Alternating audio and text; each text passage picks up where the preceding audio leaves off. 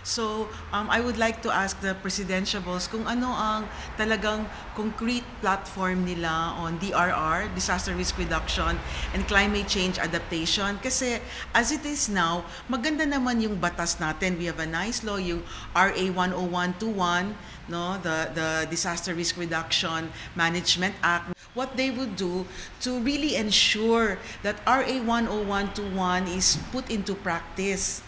In Tacloban City, hundreds of families still live in temporary shelters. After 3 years and no shortage in foreign aid, government efficiency becomes a key issue. Disaster management worker Joselito Sosmeña asks, Palagi may disaster. Ang laki ng issue ng corruption. No? Issue ng corruption, andyan na yung ang DSWD, nagtatapon ng mga resources, mga nabubulok ng mga na hindi kagad na ibigay doon sa dapat na parang hindi namin maintindihan bakit napakahirap at napakatagal mag-respond ng gobyerno sa disaster, lalo pag mga malalaking disaster na. Candidates like Grace Poe and Miriam Santiago say they want to create a new department dedicated to disaster management. Sosmeña thinks bloating the bureaucracy is not the answer. Meron ngang NDRRMC, no? Tinayo yung NDRRMC. Ang ano lang talaga dyan, yung political will talaga na mag-respond. No? Kahit ano pang mga tawag dito, bubuuin yung mga task force o ano man wala pa rin mangyayari. Janalyn Bote is a single mother living in a temporary shelter in Tacloban City. She has one wish from the presidential candidates. Saka sana po matulungan kami na maitaguyod yung maging batas yung 4Ps. Yun lang po hinihiling namin. Kasi 4Ps beneficiary po kami, yung Pantawid Pamilyang Program.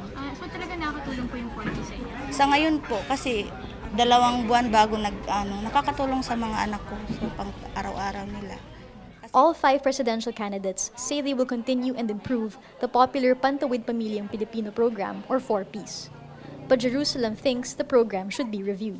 One of the issues that we have at hand is sustainability of the conditional cash transfer. Kasi ang nangyari sa 4Ps, may cash sila temporarily, tapos wala naman talaga tayong way of monitoring kung talagang if it was used for the purpose. What do they think of the candidates? Ako, personally, wala pa akong nakikita ding na kandidato na posible. Definitely, Maruhas. Talagang nasubok na siya sa paano mag-response ng napakabagal na disaster.